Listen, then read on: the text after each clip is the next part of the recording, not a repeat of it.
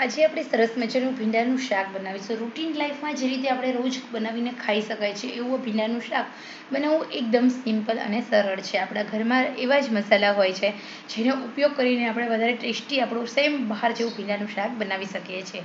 ઓછા મસાલામાં તળિયે ચોટી ન જાય એની ખાસ ટિપ્સ સાથે અહીંયા આપણે ભીંડાનું શાક બનાવીશું. અહીંયા 500 ગ્રામ ભીંડો છે અને સાથે આપણે લેવાનું છે 3 ચમચી તેલ.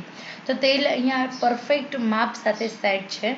તો 500 ગ્રામ જેટલું તેલ હોય એટલે 500 ગ્રામ ભીંડો હોય ને તો 3 ચમચી તમે આરામથી તેલ લઈ શકો છો. ઓછું તેલ નહીં લેવાનું. આ તેલ વધારે પણ નહીં પડે, ઓછું પણ નહીં પડે. હવે આપણે અહીંયા તેલ ગરમ થાય એટલે આપણે હિંગ ઉમેરી દઈશું. હિંગ થોડી સંતળાઈ જાય એટલે આપણે થોડી લસણની પેસ્ટ ઉમેરવાની છે. અહીંયા લસણીયો મસાલો પણ ઉમેરી શકો છો અને હળદર ઉમેરવાની. હળદરનું પ્રમાણ ભીંડાના શાકમાં થોડું વધારે રાખવાનું. હળદર તમે રોજ અડધી ચમચી ઉમેરતા હોય તો અડધી ચમચીથી થોડું વધારે ઉમેરવાનું, કારણ કે ભીંડાનો જે ગ્રીન કલર જળવાય છે એ ભીંડોનું શાક હોય, વાલોરનું શાક હોય, ટિંડોરાનું શાક હોય, જ્યારે ગ્રીન શાક હોય આવી રીતે એકલા જે તેલમાં ચડતા હોય, પાણીનો ઉપયોગ ન થતો એવા શાકની અંદર હળદરનું પ્રમાણ જેમ તમે વધારે રાખશો એમ તમારું જે સબ્જી છે એકદમ ગ્રીન. જે હોટલમાં આપણે જઈએ છીએ તો આપણા ઘરે ભીંડું થોડું કાળું પડી જાય છે, પરંતુ હોટલમાં જઈએ તો એકદમ એનો ગ્રીન કલર જળવાય છે. તો એ આના કારણે, કારણ કે વઘારમાં થોડી હળદર વધારે ઉમેરવાની. અને બીજું, ગેસની આંચ સ્લો ટુ મીડિયમ રાખવાની છે અને થોડું અમથું નમક ઉમેરી અને આપણે હળદરમાં જ ભીંડાને 90% સુધી ચડવા દેવાનું છે.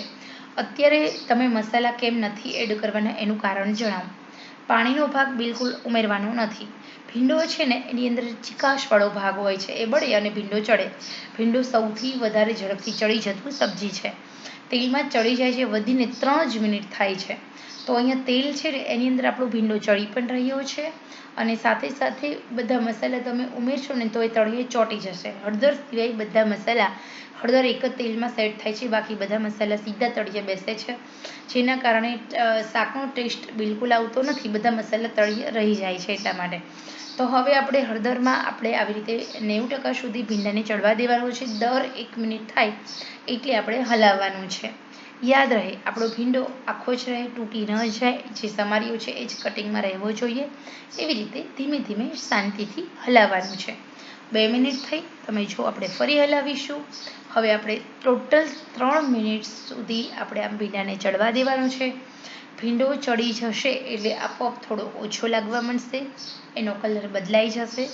તમને ખ્યાલ આવી જશે કે તમારો ભીંડો અહીંયા ચડી ગયો છે. હવે તમે જુઓ, આપણો ભીંડો અહીંયા 60થી 70% ચડ્યો છે, પરંતુ સાઈઝ બી તમને કલરમાં ફેરફાર લાગ્યો છે ના, જેવો તમે માર્કેટમાંથી. પરંતુ હા, યાદ રહે, ભીંડો ફ્રીજમાં મૂકીને સમારી અને શાક બનાવશો તો એ કાળું થશે. જ્યારે પણ સબ્જી બનાવો છો ત્યારે ભીંડો માર્કેટમાંથી તાજો લાવવાનો છે. લારીવાળા પણ વાસી વેચતા હોય છે, એનો કલર એકદમ તાજો આંખે ઉડે ગ્રીન તો જ લેવાનો. સહેજ પણ ડલ થાય તો એ ભીંડો કલર ઉપરથી જ ઓળખી જવાનો કે આ વાસી ભીંડો છે, શાકભાજીવાળા પાસેથી નહીં લેવાનો. હવે બીજું કે જ્યારે પણ તમે ભીંડાનો ઉપયોગ કરો છો સબ્જી તરીકે, ત્યારે ભીના કપડાથી સારી રીતે લૂછવાનો. ઉપર ધૂળ પણ હશે, કેમિકલ પણ હશે, એ નીકળી જશે. પાણીથી ધોઈ અને તડકે કોરા, જો તડકો આવતો હોય તો તડકે મૂકી દેવાનો. બાકી તમારે ભીનું અને કોરા કપડાથી ભીંડો લૂછવાનો, એ પછી સમારવાનો છે. સમારતી વખતે ભીંડાને ઊભો રાખવાનો અને પછી ઉપરથી કટ કટ કટ ચપાતી કરો, જેના કારણે અંદર ઈયળ હોય ને તમને ચોખ્ખી દેખાશે. તો અહીંયા ટોટલ 3 મિનિટનો સમય થયો છે. 3 થી 3.5 મિનિટનો સમય થયો. આપણે ભીંડો એકદમ સરસ ચડી ગયો છે. વાવ, મસ્ત રીતે તમે જોઈ શકો છો. ભીંડાનો કલર બી બદલાઈ ગયો છે. ભીંડો થોડો અમથો, જે આપણે કઢાઈમાં જાજો ભીંડો દેખાતો હતો એ થોડો ઓછો અને તેલ વધારે છૂટું. ભીંડાના શાકની અંદર તેલ બહુ ઓછું ઓબ્ઝર્વ ભીંડો કરે છે, તેલ વધારે છોડે છે ભીંડો. એટલા માટે જ આપણે માપે તેલ મૂકવાનું, નહીંતર શાકની અંદર શું થશે કે નકરું તેલ જ આવશે જ્યારે જમવા બેસો ત્યારે. અહીંયા હવે ગેસની આંચ એકદમ મીડિયમ કરવાની અને પછી બધા મસાલા કરવાના. મસાલાની અંદર એક ગરમ મસાલો ખાસ ઉમેરજો, જેના કારણે સેમ બહાર જેવું શાક તમારું બને છે. ભીંડાના શાકની અંદર ખાસ કરીને આ મસાલો એક ઉમેરવાથી તમારું શાક વધારે ટેસ્ટી લાગે છે ને એકની જગ્યાએ 4 રોટી માંગીને ખાશે. તો આ શાક થોડું તીખું હોય ને તો વધારે સારું લાગે છે, તો આપણે થોડું તીખું પણ બનાવવાનું ભીંડાનું શાક. ઓકે, થોડું મીઠું ઉમેર્યું. મીઠું ઉમેર્યા પછી માયનું ચપટી એવી હળદર ઉમેરી છે. હળદર આપણે પહેલેથી ઉમેરી એટલે બહુ ઓછી ઉમેરવાની.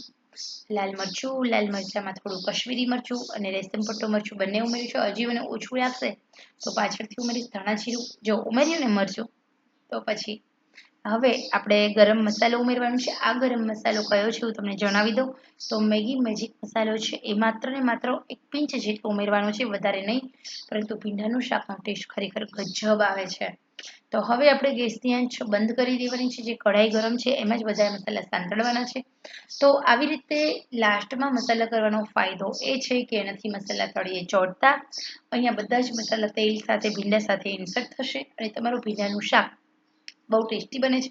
ભીંડાનું શાક થોડું મને નમક ઓછું લાગ્યું એટલે મેં નમક પાછળથી ઉમેર્યું છે. આ ભીંડાનું શાક જેમ પડ્યું રહેશે એમ વધારે ટેસ્ટી બને છે, એમાં ફિકાશ નહીં આવે. તો ખરેખર આવી રીતે તમે ભીંડાનું શાક બનાવજો એકવાર, પછી કહેજો કે તૃપ્તિબેન તમારી બહુ સરસ